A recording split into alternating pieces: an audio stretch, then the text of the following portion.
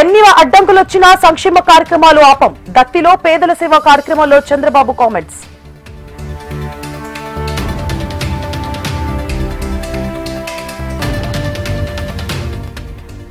కేంద్ర ప్రభుత్వ ఉద్యోగులకు గుడ్ న్యూస్. 3% డిఏలు పెంచుతూ సెంట్రల్ కేబినెట్ నిర్ణయం.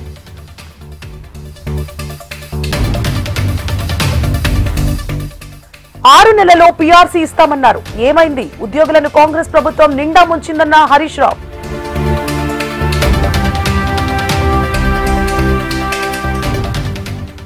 నేడు సొంతూరు కొండారెడ్డిపల్లికి రేవంత్ రెడ్డి. దసరా వేడుకల్లో పాల్గొననున్న సీఎం.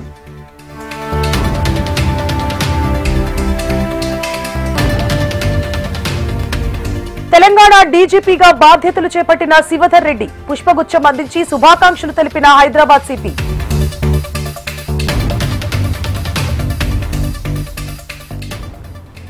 సెంట్రల్ యూనివర్సిటీల కేటాయింపుపై కిషన్ రెడ్డి హర్షం. 11 ఏళ్లుగా తెలంగాణలో విద్యాభివృద్ధికి సహకరిస్తోన్న కేంద్రం.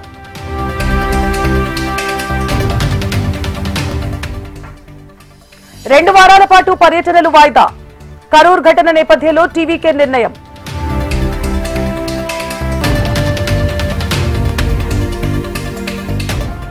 పదేళ్లలో తెలంగాణలో రైతుల ఆత్మహత్యలు తగ్గాయని ఎన్సీఆర్బీ రిపోర్ట్. కేసీఆర్ పాలన రైతులకు స్వర్ణయుగమని మరోమారు రుజువైందన్న కేటీఆర్.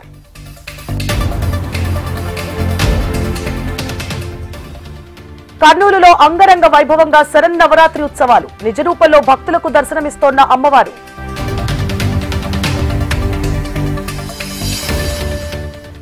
మావోయిస్టులకు మరో బిగ్ షాక్. భద్రతా బలగాల చేతికి భారీ ఆయుధాల డంప్.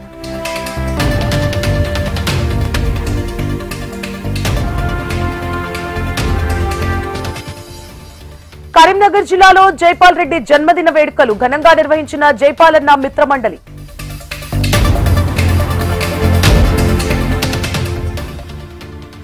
కాకినాడ డిఎంహెచ్ఓ ఆఫీస్ వద్ద డాక్టర్ల ఆందోళన. ప్రభుత్వం తమ సమస్యలు పరిష్కరించాలని డిమాండ్.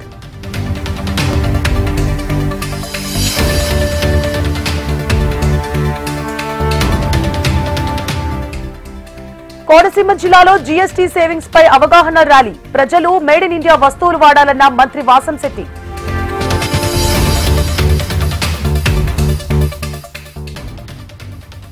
గుంటూరు విజ్ఞాన్ యూనివర్సిటీలో ముగిసిన చెస్ పోటీలు. గెలిచిన ప్లేయర్స్ కి 80 లక్షల రూపాయల ప్రైజ్ మనీ అందజేసిన రత్తయ్య.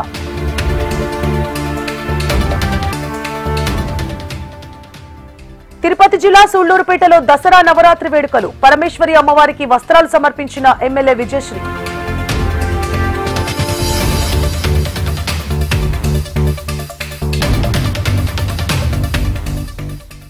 కోనసీమ జిల్లా రాజోలులో గోదావరికి పెరుగుతోన్న వరద ఉధృతి. జలవలయంలో లంక, లోతట్టు ప్రాంతాలు.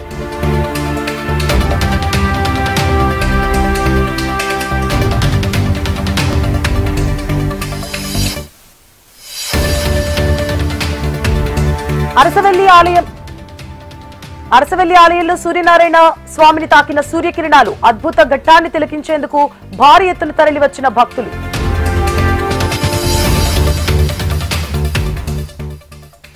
నేడు పశ్చిమ బంగాళాఖాతంలో అల్పపీడనం వాయుగుండంగా మారే అవకాశం.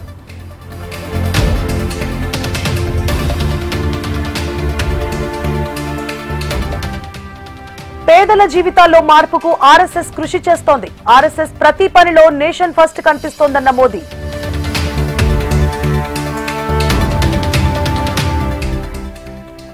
ఢిల్లీలోని అంబేద్కర్ సెంటర్లో ఆర్ఎస్ఎస్ శతాబ్ది ఉత్సవాలు. శతాబ్ది ఉత్సవాల్లో పాల్గొన్న ప్రధాని నరేంద్ర మోదీ.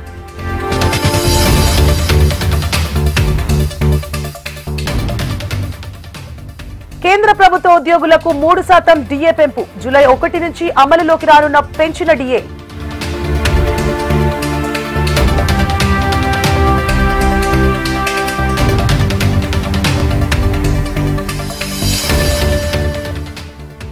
పీఓకేలో హింసాత్మకంగా మారిన నిరసనలు. పాక్ బలగాల కాల్పుల్లో 10 మంది మృతి.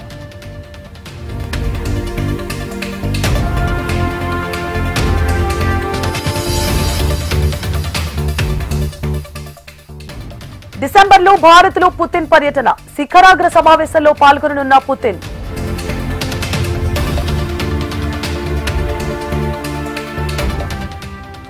అగ్రరాజ్యంలో మరోసారి ఎమర్జెన్సీ, సెనెట్ లో ఫండింగ్ బిల్లుకు ఆమోదం లభించకపోవడంతో నిర్ణయం.